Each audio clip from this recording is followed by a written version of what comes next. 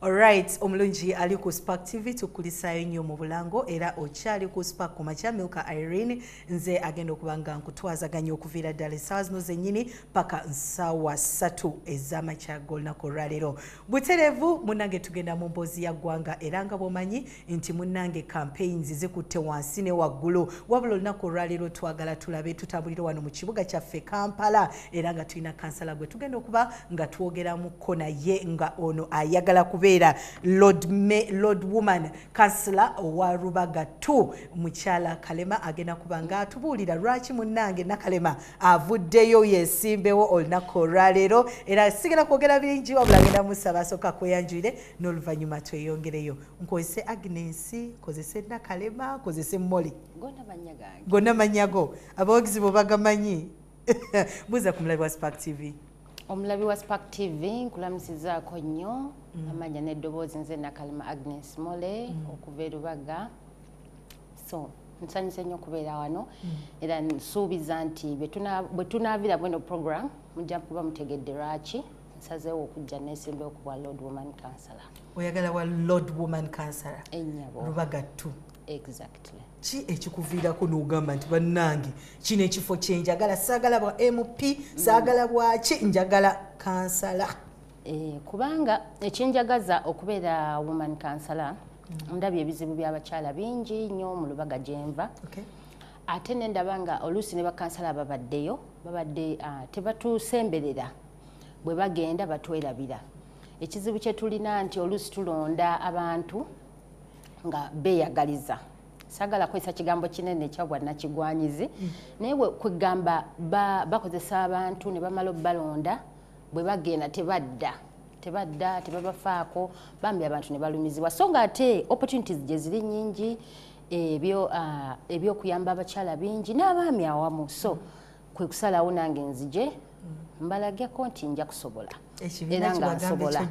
Ekibiina kyeziddemu bakiyita Ecological Part of Uganda, ekibiina kipya nnyo, kibiina kito nnyo, naffe abakirimu we are very fresh minded.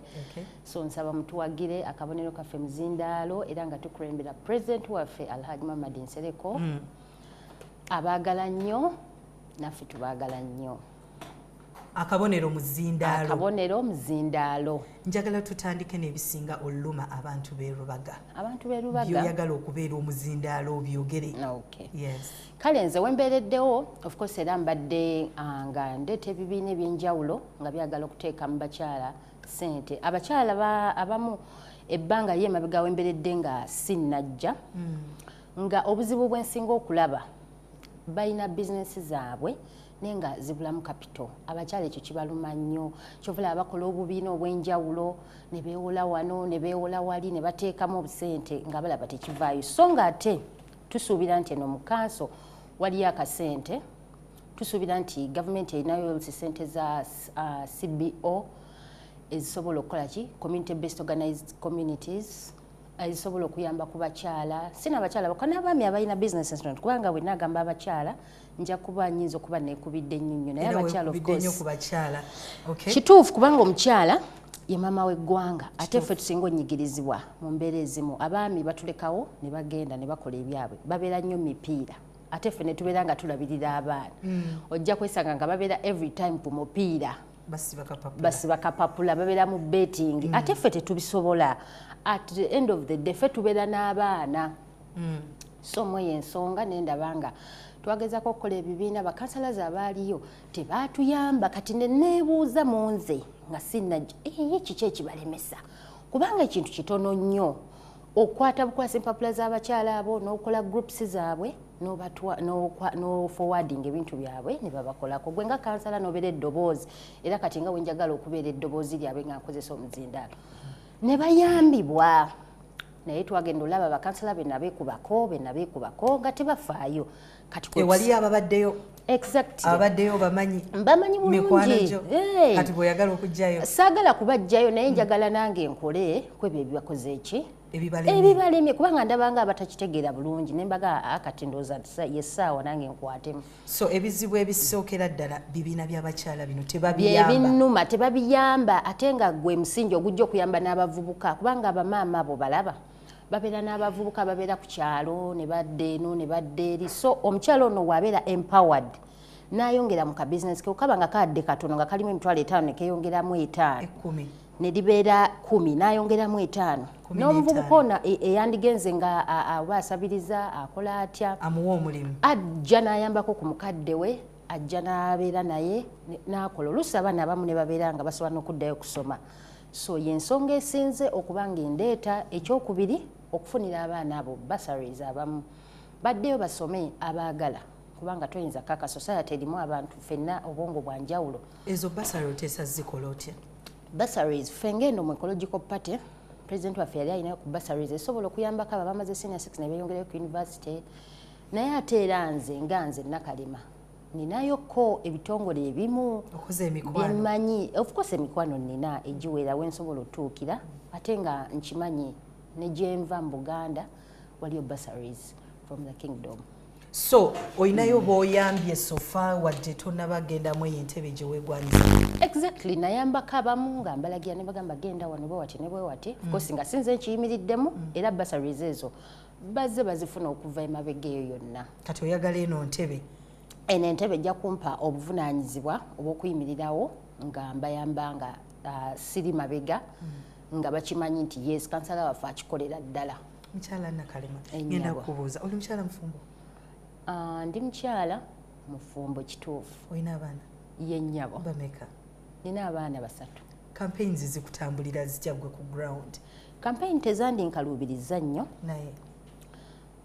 naye olwa finances zinkuttemu naye nga so far so good tezinnankaluubiriza nnyo naye nga bw'omanyi bitutabuddemu olw'ensonga nti we twali tusuubira luli nti electoral commission ebitundu kati bw'olaba lubaga 1 lubaga 2 byabyawulamu so nga ate wano gwe oba okitegera lumu lubaga kati bw'ojja nti lubaga 2 olaba ate lubaga 2 byebiki nange badde sibitegeera lubaga 1 byebiki lubaga 3 byebiki kati gwe bintangalizeemu kati lubaga 1 kati lubaga yo generally eri lubaga naye naffe twesanze nga babyawuddemu simanyi nsonga kwe baava kubanga sinze electoral commission naye twesanga naffe nga batwawulizaamu nti kakati gwe bw'oba ova mu guno omuluka nga katugeze national ID esoma wano nga it is your electoral area kyentegeeza mu ekyo nga we wantu we weesimbira woosuubira n'okwesimbira naye woolondera nga we wantu wojja okukola ki wojja okutambulira kati kiri kuggwa okusalawo n'olaba nti ova mu muluka ki kati nze nga Nakalema nva mu muluka gwa Namirembe Bakuli era mwenondera actually mwembadde ebbanga lyange lisinga obungi era mwonoonyeza akalulu gwe muluka ogusookerwako gwe nvaamu it's the key point in my life gwe ntandikiddemu kwegamba muli ne national ID yange so kati nemba nga kijja kuba kinkalubizo okugamba nti kagende mu lubaga 1 kati bwe babitwawulira nze bwe nva mu Namirembe Bakuli kati ne batugattako nti lubaga 2 egenda tutambula lubaga Ndeeba Busega Lungujja ne lubaga parish omuli church y'abakatoliki eyo nalina ogenda kuba otwalayo exactly yonna wamaze dde otambulayo mbadde sinatambula naye of course nina bempiseemu bonna abantu sinna batuukako so polling stations zonna ozikakasa ozimanyi polling station zonna zitegedde nzimanyi nzimanyi njagala ontambulizeemu ku ground kiri kitya akalulu nga ggwe ogambye oli maama oli mukyalo olina obuvunaanyizibwa kati nze bwe ntunuulira omukyala nga ggwe banjagala mmanyi by'oyitamu right now byempitamu tebiba byangu nnyo as such because of course era bye tusisinkana sijja biyita bizibu naye challenges kwegamba okusoomozebwa mbulira okusoomozebwa okwo kwosisinkana okusoomozebwa kuli mu finances okusinga abantu baagala nnyo ssente ate nga naffe bebazisaba tetuzirina nga tonabaako kyoyogedde akusaba ngulira ku mazzi sooka ongulire ku mazzi sooka ongulire ku kino kwegamba bambi batutiisa n'otutiisa olw'olumu ne batutiisa obbasemberera ne batutiisiza ddala nno sinze nze kandoza kirina kuba buli gundi yensonga olaba lwaki ono honorable abagamba cause gundi eyo ekugjamu intimidation ofunamu okwennyamira muli otya n'okwogera nze sitya kwogera naye oluusi abantu balina ebigambo ebisoomooza bye bakuweereza nze akalulu akange ka ssente so ng'ate ne gwe yalonda kyekiviiriddeko ndowooza ne bali abaliyo obutadda so bantu baffe nze yensonga era esinziddeko olwaki nzija nze abantu sibatidde naye ebigambo ebibavaamu bitiisaamuuko batera kwogera bigambo ki emigambo ebyo anti era ze ssente ze akalulu kange ka ssente so ng'ate era oyinza n'okuzimuwa kubanga togenda muwa kakadde of course era ogenda muwa ssente ezo ezitandikirwako 15 exactly 3 kati ye naabanga akoze olunaku lwe naye ng'ate era tezimumala tezigenda mumala bbanga lyonna okitegeera byoyagala omusakira exactly tezigenda mumala bbanga lyonna tagenda beera ku ezo naye ye n'atakitunulira wabula ye aba afa kimu nti oze olina okuba n'ekisawo kya ssente kyekanakalima ecological party yakusasudde okitegeera so nga ecological party teyakusasudde wabula kirimu gwe muli munda ate ng'era ne bwoba obadde toliyo babadde bakutuukirira mu nsonga ezimu ez'enjawulo kubanga already wabaliwo programs za government fe tuzengegingamu abantu tweyune mu kino twegende mu kino era ne bakutuukirira olw'ensonga ezimu ecological party ekibiina kya opposition ku ground temufunayo bibuuzo nga bino lwaki ogiddemu ecological party tubifuna kubanga of course era nga boolaba nti ensi twetaaga enkyukakyuka oba oliawo kubanga yinza otuyambako buli wookyusaamu wabeerawo ebikyuka lwaki kyekibiina kyewalonda ekibiina ekyo ekibiina kirungi lwansonga ecological parties it's about the environment ekulaakulanye n'ebyobutonde okugeza kambagambe nti kati Kampala waffe omulaba tulina emigotteko mingi nga nze gyenva emigotteko mingi kazambi buli kimu kakati ecological party bwejja nekusomesa alisa abantu oba oluusi bwe basengukamuko ne baddako ebbali w'ekibuga we create some space omuntu tusobola omuga obuyonjo obwo kuga twetaaga obuyonjo mu environment zaffe kugamba ebintu ebyenyingiza mu ecological party bintu bingi the environment we need to conserve the environment omuntu buli we tunamusomesa nti mukwano toteeka mu buveera n'osuula oyinza olaba omuntu kati mu environment zaffe mwe tuva mulimu obuclinics biki naye osanga abantu mu butuufu nga beetaaga sensitization wadde nga bamu basawo naye ng'olabira ddala ku bukyafu kwe batudde bennyini be baddira ebintu ebibadde mu bulwaliro ate be babiyiwa mu myala so ecological party ekyalina omulimu munene nnyo nno era bwe bataatulonde bajja kuba basubiddwa kubanga kijja kuba kitukalubiriza naffe okujja tubasomese oba tubayonjeza ebitundu mwe bali ng'ate tetulina buyinza kubanga kiba kizibu nnyo ffe okozesa funds zaffe nga naffe tetuzisasuddwa okubeera nga tuyonja ebitundu ebyo so ecological party is about the environment, conserving the environment. Era nga bw'okiwulira eko twagala omuntu yebake mu nju nga lisi awulirayo ku mbeera kati nga wano bwendi muka essa akalungi suubira tewali atakyagala naye tubeera mu society zaffe eyo eno njaga oli akaana bambi ne kayitawo wano wajjama kugamba ng'otambula kigere kimu bibiri olinnya mu kazambi so ebimu ku bizibu ebiri mu Lubaga. Yes, bye bizibu ebimu ebiri mu Lubaga because it is a slum area. Most areas are slum areas. Nganze mu Namirembe Bakuli na Dda Bakuli eri mu slum areas ojja kusangayo obuzibu bwe butyo obw'obuyumba obw'omugotteko ng'ate buli muki tebulina na toilets. Yes, so bye bizibu ebimu ebyeyungisa ku ecological party.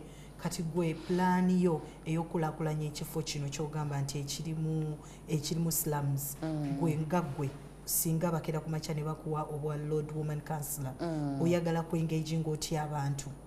Of course nze nja kuba mbateerangawo nkiyite ntya engagements meetings nga nziramu okukola enkola eri eyalingawo edda abantu nga mbakuba enkiiko ne bakolayo ku bulungi bwansi.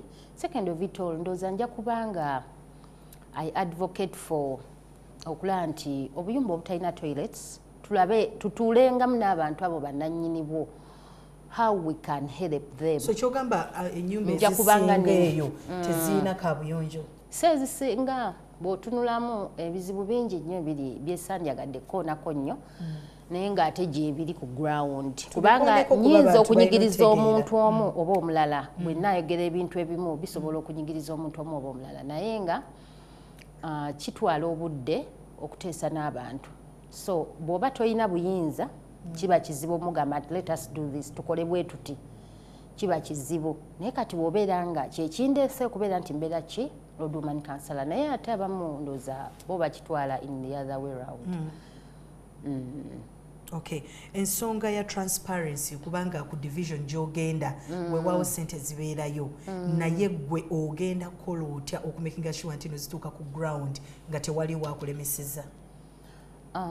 Ekyo kidde eri gye mba ndaze because sinza kubeera so sure nti kati olwaleero ono yagenda okunnemesa oyo naye mwogereko kibeera so difficult sijaga nti gwe transparency ojja gikola otya kubanga ne bano abaliyo era nabo bw'otuula nabo bagamba nti waliwo ebitasoboka weewaawo abantu baagala tukomewo ku ground naye tetusobola kudda nga bye baatutuma tetubirina.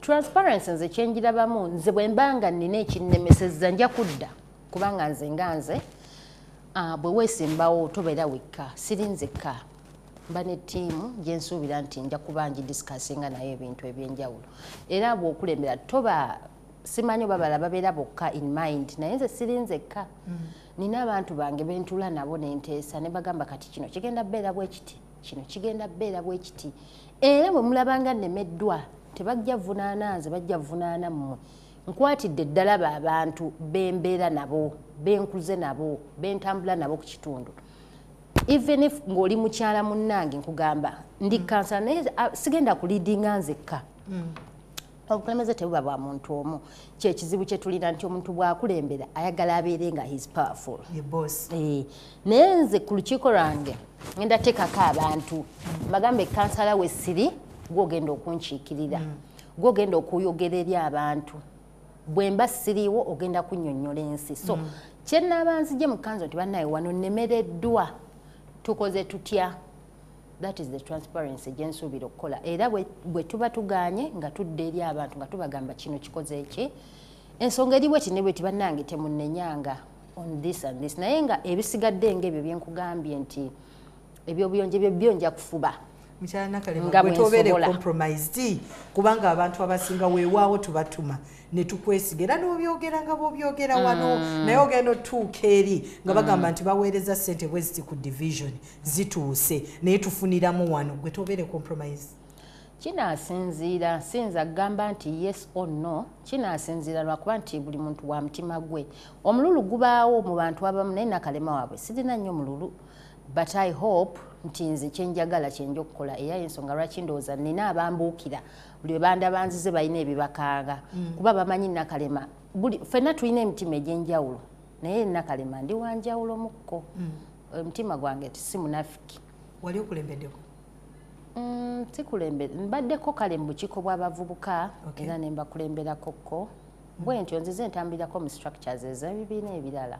Ebibiina bitunnyonnyola abantu baagala kutegeera babimanyi abewaffe nedda abo babimanyi ku ground kati wana abali ku Spark TV ne mu bitundu ebyenjawulo ebya Uganda. Abasinga obungi bamanyi all my old girls and old boys of my schools and I've been a leader ate era nabayisa bulungi. Tubuulire byobadde leader mu ebifo ebyo kati ebyessomero kambireke but nabeerako chairperson w'abavubuka in the NRM structure of my village nembeerako ku mainstream in the NRM structure kale mbaddeko mu NRM as a leader nengendako ne Kelesitu ati abantu bayinza okitwala bulala naye nga okukoseera nga ndaba tewali transparency ennungi nga ndaba abamu baagala just kweteekawo bwetesi but they don't do the right things tebakola bituufu okitegeera nenga kati ebibiina n'ensooka mbyesonyiwa naye kino bwe kyaze ne ndaba nga it is the right position kibiina kikwatagana ku by'obutonde. Obululu bw'abavubuka bwe bukyasinze effujjo gwe wabuyitamu otya? Wange tebwaliko ffujjo kuba seeyongerayo nnyo ku sub county nakomanga okwero sittu. Kuraki? Nedda nti nali muvubuka nti emyaka era gigenda toyinza kubeera muvubuka luli nekulunda era nodda ng'oli muvubuka kiba kizibu so nabeeraawo ndowooza nalabanga ngaawe kimmala nga I don't engage so much, but I've been a leader. Era ne omwaka oguwedde I contested as a councillor LC3 mu kibiina ki mu kibiina. I came as an independent. Okay. Okay. Kubanga I first contested in the NRM primaries. Naye mikwano gyange ne ginga no tekijja kukola ne bampa advice ngamba let me come as an independent. Bako advice ki? Ne bangana kalema omanye NRM yaffe eno nzibuzibu yakuwolereza yakwogerera kati abo bana NRM ne banyiga naye nga all in all I came and I contested. Lwaki abantu ku ground bagamba nti ekibiina ekyo kizibu kyakuwolereza? Kizibu kyakuwolereza because kimaze ebbanga ddene ffenna tukulidde ku NRM. So it is always good to have changes regardless ne bwe kiba kisigaddewo oba oliawo naye nga ate tufunye ku bakulembeze ab'enjawulo from other parties. Lwakuba obuzibu bwonna ogenda n'olaba bavudde mu other parties n'abasigadde eno nga bonna bakyalimu akeeri. Enkola tebakyusizza bintu bantu bye beetaaga. Kati gw'osalawo ecological. Kansalewo ku kintu ekyenjawulo ekipya. Ekimaze mu myaka emeka? Ecological party.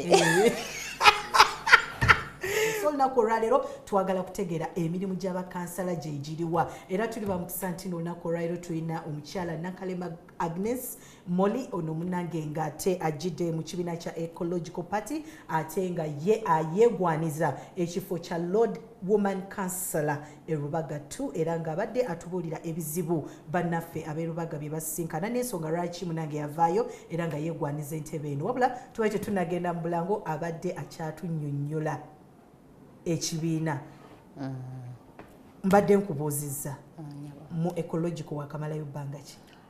Ebbanga likyakabeerawo lye naakamala nakyo kubanga tekinnamala mwaka. Exactly. Ekibiina kikyali kibbebi. Kati muli ku muzindaalo temugenda kukyusa kabonero? Tetugenda kukyusa kabonero kuba twamala dde okubeera nominated ku kazindaalo. So tetuyinza kukyusa. Ekibiina kya NRM bwe waliyo ng'omuvubuka kikyojjukira n'ogamba Milka kino siri kyerabira mu kampeyini z'abavubuka? Kampeyini z'abavubuka ziba za kayisanyo nnyo, ziba za kulwana ate nga temulina bantu babayambako. Kugamba okulwanira n'okubba obululu bye bisinga eyo sayidi eyo mu bavubuka tebali organized wadde n'akamu. Kati eno mu ecological muli organized? Tuli organized. Mutya? Tuli organized nti ebintu ebyaffe si byakugwirana. Nandigambye nti oba first come first serve kubanga bwe bakugamba nti bw'oba gw'osoose n'ojja, yes, they give you the first opportunity. Era tetwagala nnyo commotion nti gwe jangu kwegamba bwe baba bakulonze just be calm era beera nti noono bw'ajja bamutegeeza nti ono yakola ki? Yali mu kujja. Yaliwo, yes. Ng'azze okusaba ekifo. Teri mbu simanyi ate tugende mu kamyufu. Kyandibaddewo naye ekibiina kyaffe kikyali kibbebi ndowooza bijja kujja mu maaso eyo. Kyanjawulo ki ky'olabyeyo ky'osisinkanyeyo ekitaali eri mu kibiina eri gye wava? Ekitaali eri bingi kubanga kati ffe tusomesa abantu. Mubasomesa? Tubasomesa ebintu bingi. President waffe alina ebintu bingi, alina packages nyingi. Mpozi ng'oyagala mmale program namba nga ndi ku ebyo. Tubuulire abasomesa ki? Asomesa ebintu bya internet, digital marketing. Ebintu bingi nnyo byasomesa ebikwatagana ne internet. Ng'abakulembeze bye mwetaaga? Ng'abakulembeze n'abantu ba bulijjo kubanga digital marketing is for everyone. Si byafeka ng'abakulembeze ye tatwagaliza feka bulayagaliza buli kinnoomu. Scholarships taziwa abantu nti bakulembeze bo bokka wabula abantu abali mu bwetaavu. N'ebintu bingi nenye kindeke ki abasomesa mmwe nga bakansala n'abasomesa nti kati kansala olina okukola kino ne kino ne kino ne kino n'akusomesa politics n'omutegeera. Atusomesaamuko awo nendo okubuuliza ennyabo omulimu gwa kansala omutuufu gwe guliwa? Omulimu gwa kansala omutuufu mu luzungu kye nandisoose okuyita legislation simanyi naye kati wemba nkitemyetemye kwe kubeera nga okuteeseza abantu b'ekitundu ky'omuva bagambe. Exactly. Kwe kuteeseza byebiri byenjogeddeko nti kakati gwe nga kansala kikuvunaanyizibwako okukwata ebizibu ebyo by'ojje mu Lubaga ttunze mwenva mbitwale mu kanso mbiteeseeko. Naye olw'okuba nti obuzibu obusinga bakansala betusindiseeyo beebo bwe batuukayo bateesa biki bibaluma. Namba 2 kwe kubeera nga budgeting osobola owandiika wuwandiise budgeting kitegeeza nti baba bataddewo embalirira nawe kansala gyenyigiremu naye obuzibu era obusangiddwa mu bakansalazi ab'enjawulo nti waatuukayo we bakola budgeting ke kali ke wambuuzizza bayite no ne bamugaa kakati kino nfuniramu wano naawe gira bwoti n'abeera nga tatutte buvunaanyizibwa kuddira bano bantu be yagamba nti banaye munonde ngende nkole ku zino ensonga n'agamba wabula nange kati kyendabye wano wenfunira bano kambaleke n'atadda kubannyonnyola yensonga lwaki abamu temulina kyemukola kyemumanyi nabo bennyini tebalina kye babakoledde kubanga abamu kyekigambo kiri kyesaagala kukozesa ekyobwannakigwanyizi tebaagala kubabuulira mubeerere ddala awo nga temulina kyemukola bw'omanyi bumanya nti kansala bw'avaayo yafuna sente ze n'agenda n'atula n'alya embizi service delivery kwe kubeera nga abaweereza kasasiro ng'oyo najja n'abeerawo ng'ayambako ku bitundu bye nti banna ng'alaga abo kubanga tindooza mulimu tenders nabugabo biki ebyo naye kimukakatako okujja kubanga ye aba amanye ebitundu wano bane mujjeeyo mutwale n'ebirala nti bya bulamu tekimugaana kuleeta health camps ng'ezo engaging abasawo ne bajja ne balaba obulwadde obuluma abantu baabwe n'ebintu ebiringa ebyo service delivery okubaweereza ebyo ebiba bimuweereddwa abibatuuseeko naye era obuzibu bwebwo nkyongere nti bunnanfuusi tebabituusa tebagala kubibabuulira adda buzzi ng'anyoola ndabirwamu nga yeeyongerayo byebyo ebimu ku ebyo obuvunaanyizibwa obutuufu obwa kansala so si kuyingirira mizigo gyammwe so si kuyingirira kumanya nti nagundi yalidde atya oba yasuza atya ekyo ayinza kikola mu buntu naye nga si bwe bumu ku buvunaanyizibwa bwe ate omuntu bwakeera ku makya n'agamba kansala tulina obuzibu buno gundi yabbye omwami wange bano beekubye bano balwanye ogw'omulimu gwami kati ogw'omulimu era gutwalibwa police of course gutwalibwa the law agenda mu mateeka oba n'abatwala ku police ne mumalira ensonga zammwe muki mu department y'ebya family ebyobubbi kubanga government already eyinawo ki already waliwo nti omubbi bw'aba akwatiddwa chairman ku kyalo wali amutwala ne agenda ku police ne bamuvunaana so gusooka waba chairman exactly si wa kansala tebakubira masimu kiro kyokunkubira basobola okunkubira nti okuba ndi mukulembeze naye era nange mbanja kwengeginga chairman w'oku kitundu kubanga buli kyalo kubeerako chairman of course kiba kirungi ne tukolagana ne ba chairman baffe osooka wa chairman nemugenda ku police ne mubeera nga ensonga yammwe ebeera resolved naye sinze kubeera nga nenyigira mu kintu kansala sinnalya kansala nasuze bubi kansala kino nedda mukwano wadde mba nkwagala naye emirimu gyange emitongole gye gino newankubadde obuntu ak'obuntu tekabula mu muntu osobola okubako bw'otaasa exactly tulina eno ekintu kyetwagala pattern gye twagala ngaffe bannayuganda ogamba nti bakansala bw'ogendayo kolayo ttaamu emu oba bbiri oveeyo tusindikeyo omulala gwe wandiyagadde ttaamu zimeka nze nange ne bwe battaamu emu ne mulaba nti yes I've serviced you nkoze ebyensobodde ne mulaba nti kansala is worthy musobola okunyongera ekisanja ekyokubiri naye bwe mba mulaba nga siri worthy ttaamu emu eba emmala nze okubakolera n'okubaweereza bantu bange Grace ogamba nti oyagala wa MP nkyakitunuulira kiba kirungi okusookerawo osobola wano for now kangezeeko wano of course era kati because sijjaga nti kansobole wano kubanga sinayitamu kangezeeko wano but bwekinaaba kisobose nga abantu balabye emirimu gy'emikono gyange nga balabye obusobozi bwange nga balaba I'm worthy to be someone else era nsobola okugenda nenzijjayo empapula z'obwemupi ku division eyo gyoyagala okgenda ku district rather gyoyagala okgenda wabeerayo ba city tycoons gwe tobeere compromised ne bakuyingiza mu kidiiro kino ne bagamba waliwo wano twetaaga justice signature yo andi kati kisinziira ba city tycoons biki be baba boogedde nange ate nakugambye nga bwe nakugambye mu kusooka nti mbeera n'abantu bange mbeera n'abantu bennonze okuva mu parishes ez'enjawulo bennina oteesa nabo okusinziira mu parishes ezo mwe bava n'ebizibu bye balina era mmala kuyita mu bantu bange nga mbabuuza ku nsonga eyo netuyamba etya ze meetings enakugambye I will keep on engaging in meetings okuwulira ebiteeso bya bannange by'abantu benkulembera so sinze kutwala mutwe gwange nti gwe gusobola osobola okubeera omugezi naye ate amagezi ag'enjawulo gakuyambako okufuna ekintu ekyawamu. Exactly. So tosobola kwemalirira mu bintu byonna. Olina okuteesa n'abantu bwe b'okulembera. Site Tycoon ate kubanga tansanze kati lwaki ansanga mmaze kuyitamu. So nakyo mba nkitunuulira yes onsanze naye olina ekkubo lyonsanzeeko gwe Site Tycoon lwaki tewajja luli nga sinnajja. So ebyo nabyo bye bimu ku bibuuzo bye nsobola okubabuuza nga bansemberedde.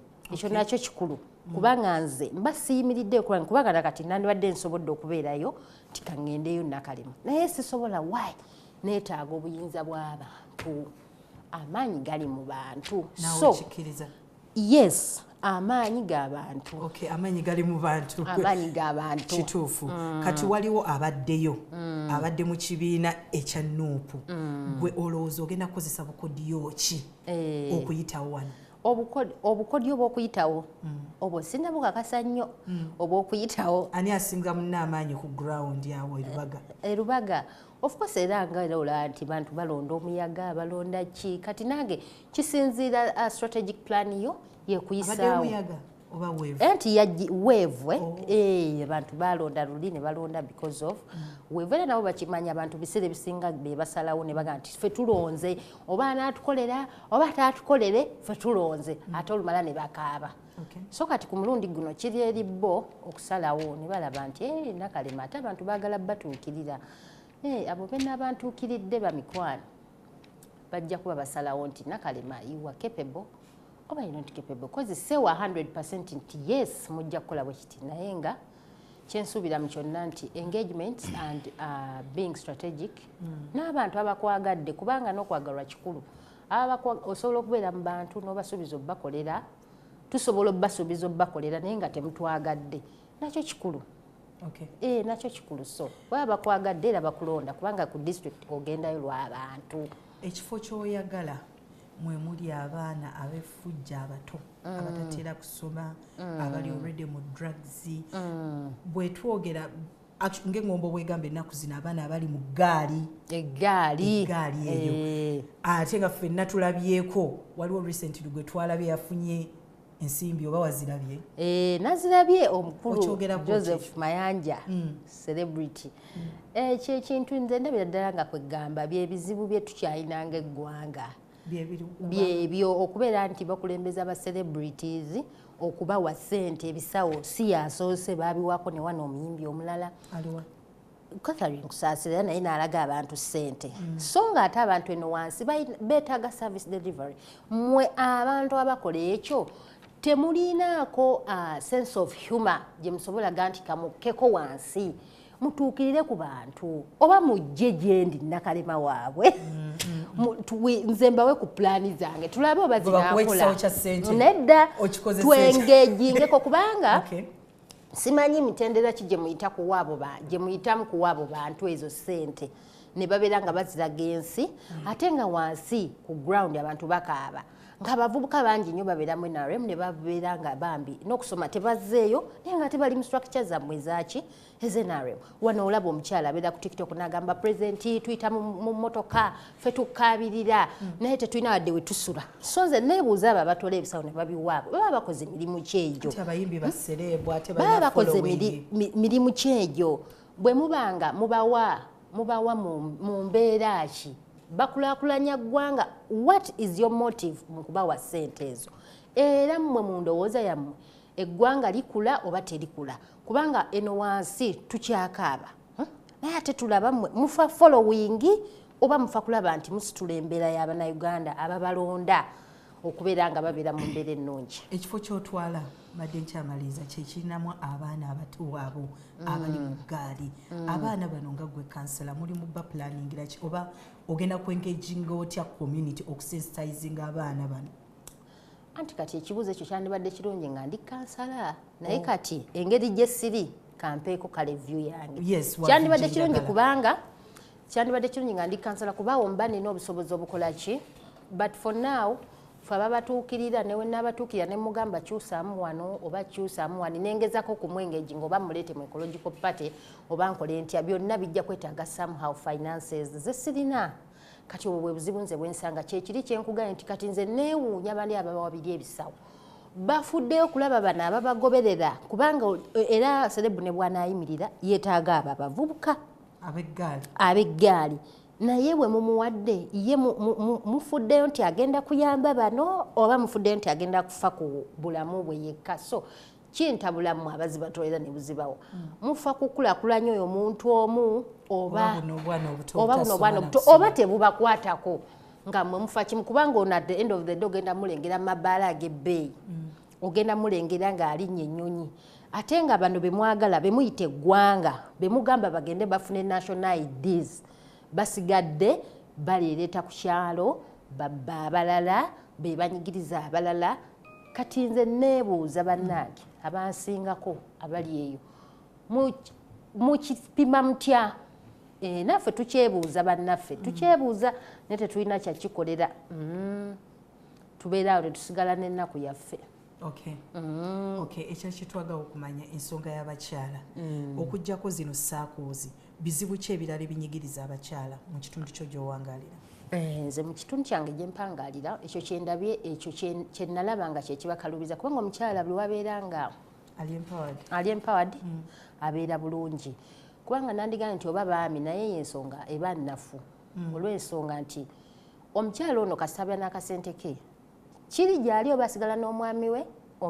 oba tabeera naye naye kwegamba kubanga ebiseera ebisinga abaami era babaddukako kati wabeera nga alina akalimu ke kaakola tajja kunakuwala nga we yandibadde wali ng'ali waka ng'omwami amuleseewo aye atandika okuwankawanga okutunuulira abali ebbali okutunuulira ono n'oli oluusi waliwo abalala abamukwanye ate omwami ajja kuddala bannange bakwanye biki ate amukube violence eyo ey'okulwanagana mu maka eba ekendedde n'abaami abo abakuba abaana baabwe abaana ne benjira mostly ogenda n'otunula abasajja nga bo tebibakwatako okitegeera kati omukyala ono bw'abeera n'ekyo ekintu ndaba nga kiba kijja mmalawo ebizibu ebisinga obungi bw'abeera n'akalimu kaako kajja kuba kayambako okumalawo okuyambako okumalawo obuzibu obwandibadde bubeera nga bungi kubanga omwami newandibadde agamba nze nakuwasa oba olina kubeera kabiki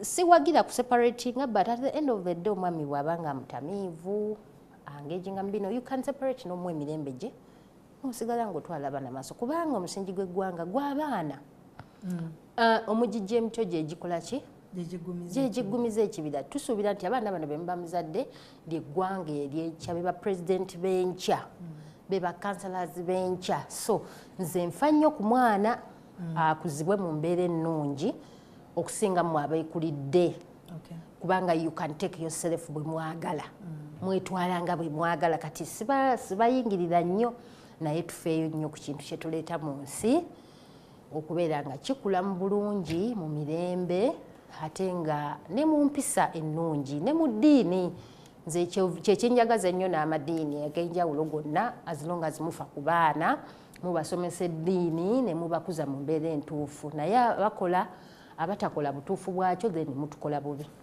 wagambye nti bakansala bano ababaddeyo abasinga babadde tebakomawo bwe mukulabako olowooza ki ekibalemesa okudda mu bantu bano bayinza okuba n'ebizibu byabwe oba bayinza okuba nga bali selfish in one way or the other oba nga batyamu naye nga mu kyonna kyendaba nze nja kukitwalanga okweyagaliza selfishness kubanga nze nakalema ne bwe mba nemereddwa nzira nenkubuulira kubanga omuntu gy'ogenda east or west home is the best wooba okulembedde kankitwale nti yewammwe it's your mother home your motherland kuba abantu abo baba bakwesiga komawo bagambe nti kino kikoze eki banywanyi kiganye naye bondaga nti olwaleero obaddeyo but you are very much interested oyagala kuddayo kyekikuzaayo ng'ate walemererwa kitegeeza wali bubeezi selfish webanga ebintu byakaluba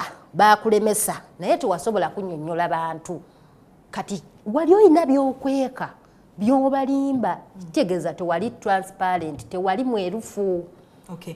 Nze ndabye nnyo abantu abagamba nti omukulembeze gundi tadda mu bantu, tadda ku ground ekola kino ne kino ne kino. Naye ng'ate weewaawo omulaba waliwo ba meetinga.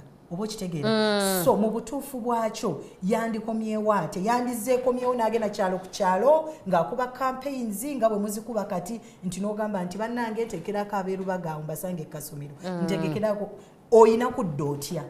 Akomewo mu meetings ezo.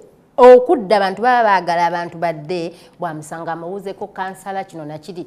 Naye era obuzibu bwe tusanze nti bakansala bano babeera tebali open kyekiri kyenkugambye. Oba tebali well conversant with the people kwegamba bo baba bamanyi n'endooza simanyi kiki balimu naye era bandikomyewo nga bwe baakomawo nga babasaba akalulu ne bagamba bannange kubanga enkiiko z'ebyalo zaabangawo okuva edda nedda nga tukyali bato nekakati zikyaliwo ate gwe kansala bw'olukuba ani akulemesa aze kansala ow'ekitundu ekyo aza ne MP bw'okuba olukiiko luno abaana batuuze boli mu kitundu kyo be baakulonda oba nnyonnyodde ebintu ebikola ki ebyakutwala buweereza obukulembeze buweereza kati obaweereza otya ng'ate osirika busirisi so bo bakomewo baweereze komawo bagambe nti kino kyo kubanga era kwengejinga mu meetings bayite nga bwe najja ne bagamba bannange nekwata omuzindaalo noyitamu bannange mundabiranga ddala bunonderanga ddala kati nkomawo ne bagamba bannange tunywe mu kasoda ensonga bweti ne bweti bamikwano tuteese tukoze tutya. Okay, so obasuubiza nze mbasuubiza nja kudda tugenda okulondola nja kudda ab'emikwano nja kudda akate kaffe munaye kagenze wabula njagala kyosibirira omulabe wa Spark TV n'abalonzi b'okutwaliza wamu kyobalekera wali bakulaba bulungi abatuuze ba Lubagattu abatuuze ba Namirembe abendeeba abamu temunnanda baba mikwano naye nga nzija ndi mu kkubo nzija weewaawo ng'omuntu omulamu osinkana ebiwonvu n'ebikko so nina byensinkanye ebitabadde byangu naye temufaayo essaawa yonna ngenda batuukako ab'emikwano nze mbasaba munnonde mbasaba mubeere abantu abalungi gye tuli nga ffe abazze gye muli temutusuubiramu nnyo ssente nnyingi kuba naffe tetuzirina ebisaawo mubiraba babigabira bantu balala mufo kyobbiwa abantu obbi waffe naye tetulina kyakukola tuli wamu n'ennaku yaffe twegumye